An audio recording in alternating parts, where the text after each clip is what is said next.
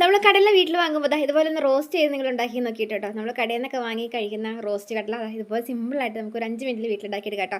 അപ്പോൾ ഞാൻ ഇപ്പോൾ റോസ്റ്റ് കടല ഉണ്ടാക്കിയപ്പം ഒരു ഇത്തിരി എണ്ണ ബാലൻസ് വന്നുകൊണ്ട് ബ്രെഡ് വെച്ചിട്ട് ഒരു 5 മിനിറ്റ് ഉള്ളിൽ ഉണ്ടാക്കി അമ്മമാർക്ക് സിമ്പിളായിട്ട് ഉണ്ടാക്കിയെടുക്കാൻ പറ്റിയ ഒരു സ്നാക്ക് കൂടി ഉണ്ടാക്കിയിട്ടുണ്ട് കേട്ടോ. അപ്പം മക്കൾ സ്കൂൾ വിട്ട് വരുന്ന ടൈമിൽ ഉണ്ടാക്കിയെടുക്കാൻ പറ്റിയ 2 ഐറ്റംസ് ആണ് കേട്ടോ. അപ്പോൾ ഉണ്ടാക്കി നോക്കിയിട്ട് കഴിച്ചിട്ട് എങ്ങനെ ഉണ്ടായിരുന്നു അഭിപ്രായം പറയണം. സൂപ്പർ ടേസ്റ്റാണ് കേട്ടോ. അപ്പം റോസ്റ്റ് കടല നമ്മൾ സിമ്പിളായിട്ട് ഉണ്ടാക്കിയെടുക്കാവുന്നുള്ളൂ, അധികം എണ്ണയുടെ ഒന്നും ആവശ്യമില്ല. അപ്പോൾ ഈ ഒരു രീതിയിൽ നിന്ന് ഉണ്ടാക്കി നോക്കിയിട്ട് കഴിച്ചിട്ട് എങ്ങനെയുണ്ടെന്ന് പറയാം കേട്ടോ. അപ്പോൾ ഞാനിപ്പോൾ ആദ്യം കടല ഉണ്ടാക്കുന്നത് കാണിച്ചു തരാം കേട്ടോ. അപ്പോൾ ഞാനിപ്പോൾ ഇതുപോലെ ഒരു 2 വാളം നമ്മൾ പച്ചക്കടല ഉണ്ടല്ലോ, ആ കടലാണ് എടുത്തേക്കുന്നത്. ഇനിയിപ്പോൾ ഞാനിപ്പോൾ ഒരു പാത്രത്തിലേക്ക് കൂട്ടിയിട്ടുണ്ട് മസാല തയ്യാറാക്കാം കേട്ടോ. അപ്പോൾ അതിനായിട്ട് നമുക്കൊരു ആവശ്യത്തിന് ഉപ്പ് ചേർത്ത് കൊടുക്കാം കേട്ടോ. ഞാനിപ്പോൾ ഒരു സ്പൂണോളം ഉപ്പിട്ട് കൊടുത്തിട്ടുണ്ട്. ഇഞ്ചിയും വെളുത്തുള്ളിയും കൂടെ ചേർത്തിട്ട് ഒന്ന് ചതച്ചൊന്ന് പേസ്റ്റ് ആക്കി എടുക്കാം കേട്ടോ. മിക്സിയുടെ ജാറിലൊന്ന് കറക്കി എടുത്താൽ മതി.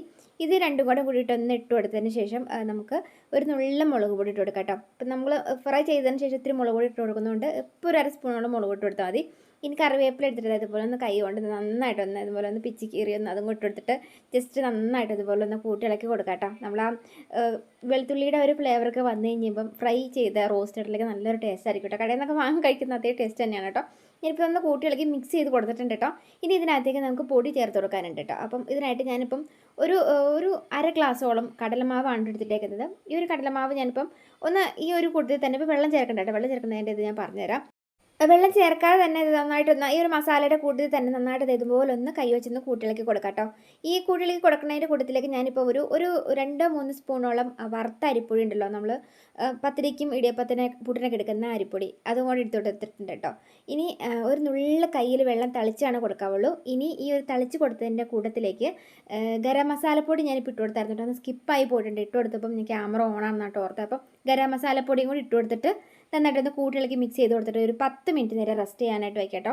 അപ്പോൾ വെള്ളം നിങ്ങൾ കണ്ടില്ല, ഞാനിപ്പോൾ ഒന്ന് തളിച്ച് കൊടുത്തിട്ടുള്ള ഒരുപാട് വെള്ളം ചേർത്തെടുത്തിട്ടെങ്കിൽ ഇങ്ങനെ കുഴമ്പ് കണക്ക് ആയിപ്പോവും. അപ്പം ഇങ്ങനെ ആയി കിട്ടാവുന്ന രീതിയിൽ കണ്ടില്ല, നമ്മൾ കയ്യിലെടുക്കുമ്പോൾ തവിയിൽ കോരുമ്പം ഇങ്ങനെ എല്ലാം വിട്ട് കിട്ടാവുന്ന രീതിയിലാണ് കേട്ടോ നമ്മളിന്ന് മസാല ഇതാക്കി എടുക്കാവുള്ളൂ. ഇത് നല്ല ചൂട് എണ്ണയിലേക്ക് ഇതുപോലെ ഇട്ട് കൊടുക്കാം കേട്ടോ. കണ്ടില്ല, നല്ല രീതിയിൽ തന്നെ പതഞ്ഞ് പൊന്തി വരും. ഇനി നന്നായിട്ടൊന്ന് കൂട്ടിളക്കി മിക്സ് ചെയ്ത് കൊടുക്കാം. ഇതിങ്ങനെ ഇളക്കിക്കൊണ്ടിരിക്കണം കേട്ടോ. നമ്മൾ കടലായതുകൊണ്ട് പെട്ടെന്ന് അത് കരിഞ്ഞ് പിടിക്കും കേട്ടോ.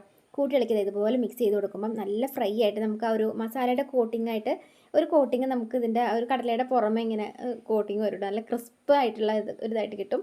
അപ്പോൾ നമുക്കിത് അങ്ങോട്ട് കോരി എടുക്കാം കേട്ടോ. ഒരുപാട് മുരിക്കാൻ നിൽക്കണ്ട കേട്ടോ, ഒരുപാട് കത്തിച്ച് കരിച്ചെടുക്കരുത്. ഒരുപാട് മുരിഞ്ഞ് കഴിയുമ്പോൾ ആ ഒരു റോസ്റ്റ് കടലയുടെ ടേസ്റ്റ് കുറഞ്ഞു കേട്ടോ. അപ്പോൾ നമുക്കിത് എന്തോരം കടലയാണ് നിങ്ങൾക്ക് ഉണ്ടാക്കിയെടുക്കാൻ സാധിക്കുന്നത് അനുസരിച്ച് നമുക്ക് കടല ഇതുപോലെ ഉണ്ടാക്കിയെടുത്തിട്ട് നല്ല എയർ ടൈറ്റ് ആയിട്ടുള്ള ടിന്നിലേക്കോ ഒരു ഭരണിയിലേക്കൊക്കെ ആക്കിയിട്ട് നിങ്ങൾ സൂക്ഷിക്കുകയാണെങ്കിൽ വൈകുന്നേരം കുട്ടികൾ സ്കൂളിൽ വരുമ്പം നല്ല ഹെൽത്തി ആയിട്ടുള്ള സ്നാക്ക് കൊടുക്കുകയും ചെയ്യട്ടോ. അപ്പം ഒരുപാട് എണ്ണയുടെ ആവശ്യമൊന്നുമില്ല. നമ്മൾ ഈ കടല ആയതുകൊണ്ട് തന്നെ നമുക്ക് ഈ തണ്ടില്ലേ ഇതുപോലെ ചീഞ്ചട്ടിയിൽ എണ്ണ കിടക്കും കേട്ടോ. അപ്പോൾ വേണമെങ്കിൽ നമുക്ക് ബാലൻസിൽ ഞാനിപ്പം കുറച്ച് ഇത് ബാലൻസ് വന്നതുകൊണ്ട് തന്നെ ബ്രെഡ് വെച്ചിട്ടൊരു സ്നാക്ക് കൂടെ ഉണ്ടാക്കി കാണിച്ചു തരാം കേട്ടോ.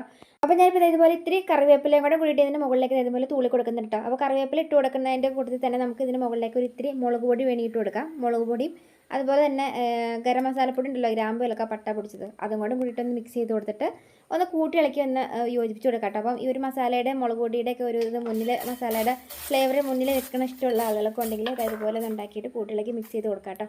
നല്ല ടേസ്റ്റാണ്. ഇത് വൈകുന്നേരം എടുക്കാൻ പറ്റിയ ഹെൽത്തി ആയിട്ടുള്ള സ്നാക്കാണ്. അപ്പോൾ ഇച്ചിരി കുറച്ച് എണ്ണ ഞാൻ ബാലൻസ് വന്നത് ഇരിപ്പുണ്ടായിരുന്നു. അപ്പോൾ അതുകൊണ്ട് ഞാനിപ്പം ഒരു 3-4 ബ്രെഡ് എടുത്തിട്ടുണ്ട് കേട്ടോ. അപ്പോൾ ഈ ഒരു ബ്രെഡ് ജസ്റ്റ് നമുക്ക് ഇതുപോലെ ഒന്ന് പിച്ച് കീറിയിട്ട് കൊടുത്തിട്ട് നമുക്കിതിനകത്തേക്ക് ഇഞ്ചിയും പച്ചമുളകും കറിവേപ്പിലയും കൂടി ഒന്ന് ജസ്റ്റ് ഒന്ന് ചതച്ചിട്ട് കൊടുക്കാം കേട്ടോ. അപ്പോൾ ഇതുപോലെ ചതച്ച് ഇട്ട് കൊടുക്കണതിൻ്റെ കൂട്ടത്തിലേക്ക് ഞാനിപ്പം ഒരു നുള്ള മല്ലിയില ഉള്ളതുകൊണ്ട്, മല്ലിയില ഉണ്ടെങ്കിൽ നിങ്ങൾക്ക് ഇട്ട് കൊടുക്കട്ടില്ല എന്ന് വെച്ചാൽ കുഴപ്പമില്ല, ഇത്രയും കൂടെ ചേർത്തിട്ട് ഇതുപോലെ ഒന്ന് മസാല ആക്കി എടുത്തിട്ടുണ്ട് കേട്ടോ. ഇനി നമുക്ക് ഇതിനകത്തേക്ക് ഒരു നുള്ള ഉപ്പിട്ട് കൊടുക്കാം കേട്ടോ. പിന്നെ ഗരം മസാലപ്പൊടി ഉണ്ടെങ്കിൽ ഒരു നുള്ള ഗരം മസാലപ്പൊടി ഈ ഒരു കൂട്ടത്തിലേക്ക് തൂളി കൊടുക്കാം നിങ്ങൾക്ക്. ഞാനിപ്പോൾ ഒരു മുട്ട ഇതുപോലെ ഒന്ന് കുത്തി പൊടിച്ചത് ഇതുപോലെ എടുത്ത് വെച്ചിട്ടുണ്ട് കേട്ടോ. ഇനി നമുക്ക് ഒരു ചെറിയൊരു സവാള ഞാനിപ്പോൾ ഇതുപോലെ ഒന്ന് സ്ക്വയർ കഷ്ണങ്ങളായിട്ട് അതും ഒന്ന് കട്ട് ചെയ്തെടുത്തിട്ടുണ്ട് കേട്ടോ. ഇനി നന്നായിട്ട് നമുക്കൊന്ന് കൂടുതലേക്ക് മിക്സ് ചെയ്ത് കൊടുക്കാം കേട്ടോ. അപ്പോൾ മിക്സ് ചെയ്ത് കൊടുക്കുമ്പം ഉരുട്ടാനായിട്ട് എളുപ്പത്തിൽ ഒരു നുള്ള വെള്ളം തളിച്ച് കൊടുക്കാം കേട്ടോ. ഒരുപാട് നമുക്ക് മുട്ട നമ്മൾ ഇട്ട് കൊണ്ടുകൊണ്ട് തന്നെ ചെറിയ രീതിയിലൊരു വെള്ളം ഉണ്ടാവുമല്ലോ. അപ്പം അതിനനുസരിച്ച് രീതിയിലൊന്ന് ചെറിയ കുഞ്ഞു കുട്ടി ബോൾസായിട്ട് നമുക്ക് കയ്യിൽ കിട്ടാവുന്ന രീതിയിൽ ഒരു ഇത്തിരി വെള്ളം തളിച്ച് കൊടുത്താൽ മതി കേട്ടോ. ഞാനിപ്പോൾ മസാലപ്പൊടി ഇട്ട് കൊടുത്തിട്ടുണ്ട് കേട്ടോ. ഗ്രാമ്പു ഏലക്ക പട്ട പൊടിച്ചതാണ് ഇട്ട് കൊടുത്തേക്കുന്നത്. ഇതും കൂടെ ചേർത്ത് കൊടുത്തിട്ട് ഇതുപോലെ നമുക്ക് കയ്യിൽ എടുക്കാവുന്ന രീതിയിൽ കുഞ്ഞു കുട്ടി ബോൾസ് ആക്കിയിട്ട് ഇതുപോലെ എടുക്കാം കേട്ടോ. ഇത് നല്ല രുചിയാണ്. ഇത് ഫ്രൈ ചെയ്തെടുക്കുമ്പോൾ ഇതിന് പ്രത്യേക രുചിയാണ്. അപ്പം ഈ ഒരു രീതിയിൽ സിമ്പിളായിട്ട് ഉണ്ടാക്കിയെടുക്കാൻ ഒരു 5 മിനിറ്റ് പോലും വേണ്ട നമുക്ക്. സിമ്പിളായിട്ട് ഇതുപോലെ പൊടിച്ചെടുക്കുക, കുഴച്ചെടുക്കുക, എണ്ണയിലേക്ക് ഇട്ട് കോരുക.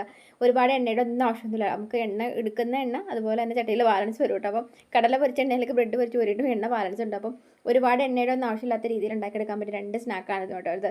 അപ്പോൾ ഈ ഒരു രീതിയിൽ ഉണ്ടാക്കി നോക്കിയിട്ട് കഴിച്ചിട്ട് എങ്ങനെയുണ്ടെന്ന് പറയാം. അപ്പോൾ നല്ലൊരു വീഡിയോ ആയിട്ട് വേണ്ടി കാണാം. എനിക്ക് വീഡിയോ ഇഷ്ടപ്പെട്ട് ഉപകാരപ്പെട്ടു എന്നുണ്ടെങ്കിൽ എല്ലാം ആരെങ്കിലുമൊക്കെ ഷെയർ ചെയ്യാൻ മറക്കരുത് കേട്ടോ. പിന്നെ ചാനൽ ഫോളോ ചെയ്ത ഫ്രണ്ട്സ് ആരെങ്കിലുമൊക്കെ കാണുന്നതെങ്കിൽ ചാനൽ ഫോളോ കൂടി ചെയ്ത് വയ്ക്കാൻ മറക്കല്ലേ. അപ്പോൾ നല്ലൊരു വീഡിയോ കാണാം കേട്ടോ. ബൈ.